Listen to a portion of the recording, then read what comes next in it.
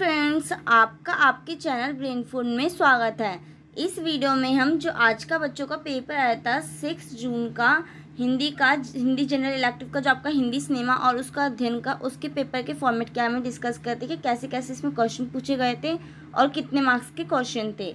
इसमें ना आपको ना 75 मार्क्स का पेपर दिया था। आपने ये देखा था कि जो मीडिया एंड एजुकेशन का जो सब्जेक्ट था उसका आपका पूरा 100 मार्क्स का पेपर आया था, बट इसमें आपको सिर्फ 75 मार्क्स का और आपको 3 घंटे नहीं दिए गए थे। ये मिसप्रिंट हो रखा है, आपको पूरे 3.5 घंटे भी दिए गए थे और पेपर 75 मार्क्स का था। और जो ये इसका जो फर्स्ट क्वेश्चन था ना, इसमें आपको एक बात बता दूं कि इसमें ना आपको सारे क्वेश्चन करने थे। आपको कहीं पे भी इसने लिख रखा है कि हाँ आपको 3 क्वेश्चन करने 4 क्वेश्चन करने, ऐसा नहीं लिखेगा, क्योंकि आपको क्वेश्चन के अंदर ही दो क्वेश्चन दे के और करके पूछ लिया था और उनमें से आपको एक ना एक करना ज़रूरी ही था। उसमें मैंडेटरी था कि आप एक करेंगे ही करेंगे। तो ऐसे ही आपको क्वेश्चन दे दी थी, चॉइसेस दे दी थी। जैसे कि ये फर्स्ट क्वेश्चन है ना, इसमें आपको 2 क्वेश्चन दे रखे हैं और इनमें से एक ना एक तो आपको करना ही है। तो वही है कि हिंदी सिनेमा की सैद्धांतिकी के मुख्य बिंदुओं को स्पष्ट करना है। और सेकंड था इसमें अथवा करके और करके इसमें यह था कि सिनेमा कला कई विधाओं का मिला जुला रूप है, इसके ऊपर प्रकाश डालिए। सेकंड क्वेश्चन था आपका कि हिंदी सिनेमा की पृष्ठभूमि पर प्रकाश डालिए कि जो हिंदी सिनेमा है आखिर में वो कैसे कैसे आया। कि पहले सिनेमा में मुख्य फिल्में बनाई जाती थी, फिर बोलती फिल्म, फिर उसके बाद आज़ादी की जो बात का पहले का हमारा जो सिनेमा था और फिर आज़ादी के बाद का, मतलब यही चीज़ें बतानी थी आपको। फिर ऐसे कि 60 के दशक की हिंदी फिल्मों को रेखांकित कीजिए। आपको पता है कि जो हिंदी सिनेमा का 60 का दशक कैसा था, स्वर्णिम काल कहा जाता है हिंदी सिनेमा के लिए। तो इसमें यही चीज़ बतानी थी कि क्यों कहा जाता है। आखिर में कोई ना कोई रीज़न था कि उसको स्वर्णिम काल कहा जाता था, क्योंकि जो उस टाइम पे जो फिल्में थी वो अपनी चरम सीमा पे थी। जो वहाँ पे उस टाइम पे जो फिल्में बनाए जाने लग गई थी वो बहुत ज़्यादा कैसी बनाई जाने लग गई थी, बहुत अच्छी। और बहुत अच्छी मतलब हर एक चीज़ की, मतलब चाहे वो फिल्म का उद्देश्य से लेकर रिलेटेड क्यों ना हो, चाहे वो फिल्म की क्वालिटी से रिलेटेड क्यों ना हो, उसमें दोनों तरह से आपको फिल्मों में अच्छी क्वालिटी दिख ही रही थी। और ऐसे ही इसमें जो सिनेमा का उद्भव विकास कैसे हुआ इसके ऊपर प्रकाश डालना था। तो यही चीज़ इसमें बतानी थी। और इसमें 60 के दशक की हिंदी फिल्मों का क्या करना था, रेखांकित करना था कि 60 के दशक की जो फिल्में थी वो स्वर्णिम काल कहा जाता था हिंदी सिनेमा का। तो यही चीज़ थी। फिर इसमें था ना कि सिनेमा की प्रकाश व्यवस्था पर स्पष्ट कीजिए कि, और सेकंड था इसमें कि सामाजिक पृष्ठभूमि पर आधारित फिल्मों पर संक्षिप्त नोट लिखना था कि जो सामाजिक पृष्ठभूमि पर आधारित हो।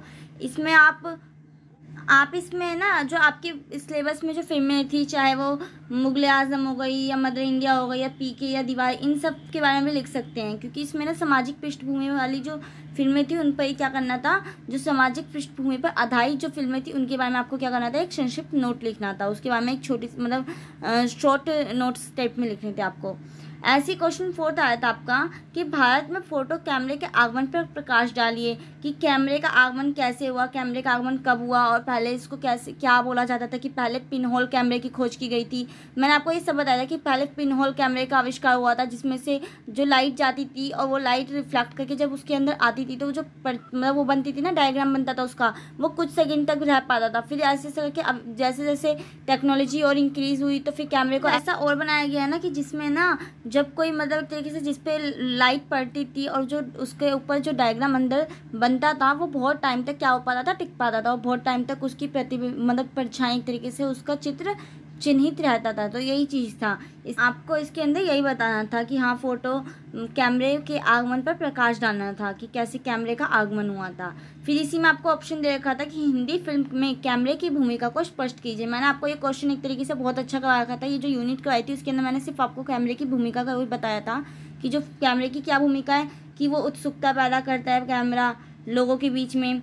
फिर वो सुंदरता का भी कार्य करता है, मतलब सुंदरता भी बनाए रखता है कैमरा, क्योंकि आज अगर आप देख रहे हैं कि कितने ज़्यादा कैमरों का जो आविष्कार हो रहा है, जैसे आप स्नैपचैट देख लो, कैंडी कैमरा देख लो, ये सब क्या है, एक तरीके से आपकी सुंदरता को ही तो बनाए रखने का काम कर रहे हैं ना, आपकी सुंदरता को बनाए रखने की अपनी भूमिका निभा रहे हैं। फिर ऐसे ही वो व्यक्तित्व को निखारते हैं, अब भाव अभिव्यक्ति भी करते हैं कि हाँ आप कैमरे के थ्रू ही अपनी बातों का, एक मतलब कैमरे में जो कैप्चर होता है वो आपकी क्या करता है, एक तरीके से आपको एक्सप्रेस करने का भी काम करता है, साथ ही अपना व्यक्तित्व मतलब आपका जो पर्सनालिटी है उसको भी शो करता है। तो यही चीज़ था। परिवेश के बारे में आपको आपके परिवेश के बारे में बताता है कि जो आपका आसपास का जो परिवेश है वो कैसा है।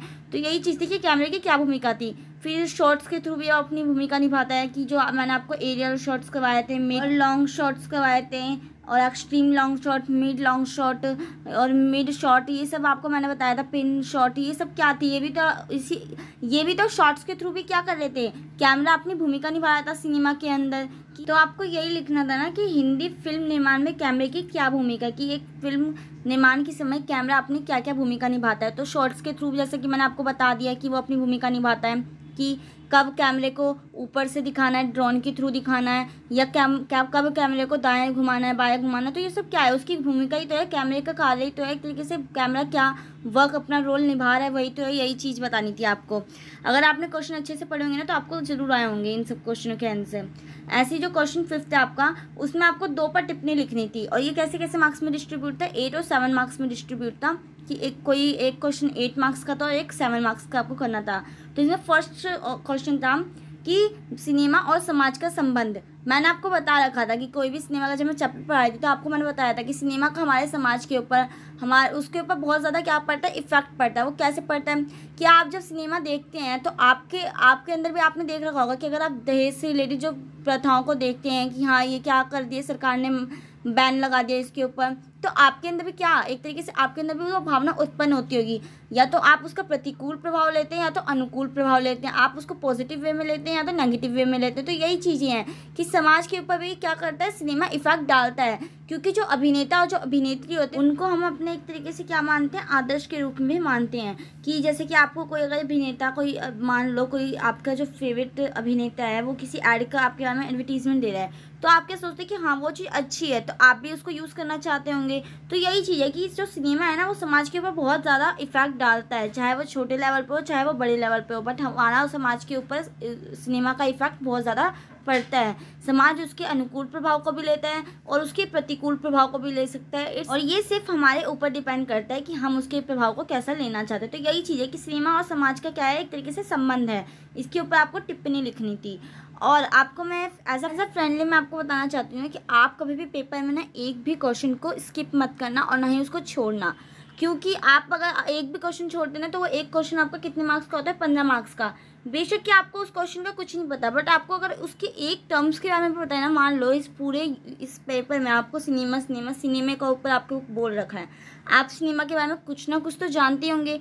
तो आप कुछ भी जानते हैं ना, उसको थोड़े बहुत पॉइंट्स को आप अपने माइंड से सोच कर लिख सकते हैं। क्योंकि आप छोटे बच्चे नहीं कि आपको पता ना चले कि हाँ आपको उसके अंदर क्या लिखना। आप थोड़ा बहुत अपना दिमाग यूज़ करके उसको लिख ही सकते हैं कि हाँ इसके अंदर ये पॉइंट बन सकते हैं। तो आप कभी भी क्वेश्चन को छोड़ा मत करें, आप उसके अंदर कुछ भी लिखा करें, चाहे वो छोटे रूप में लिखें चाहे बड़े क्वेश्चन को तौर पे लिखें, बट उसके अंदर कुछ ना कुछ लिखें। क्योंकि उसका भी टीचर क्या करता है, एक तरीके से कुछ ना कुछ आपको मार्क्स देगा। बट अगर आपने कुछ लिखा ही नहीं होगा तो टीचर ना तो उसमें कुछ मार्क्स दे सकता है और ना कुछ उसके अंदर आप गेन कर पाएंगे मार्क्स को।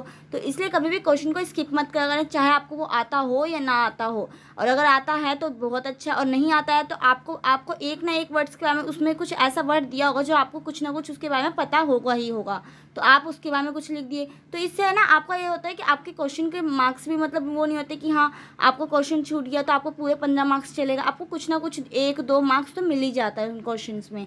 तो यही चीज़ है। और फिर आपको ऐसी सेकंड पार्ट था कि हिंदी सिनेमा में आदिवासी समाज कैसा था। फिर थर्ड था मुगल आजम मूवी के ऊपर था। फिर फोर्थ था क्लोजअप सेट क्या होता है। तो यही शॉट क्या होते हैं जो आपको सिनेमा और कैमरे की भूमिका में आपको मैंने बताया था। तो यही चीज़ें हैं। तो ये पेपर आपको कुछ इसी टाइप से था। तो अगर आपको ये मेरी वीडियो अच्छी लगी है तो इस वीडियो को लाइक करें और अपने फ्रेंड्स को भी शेयर करें।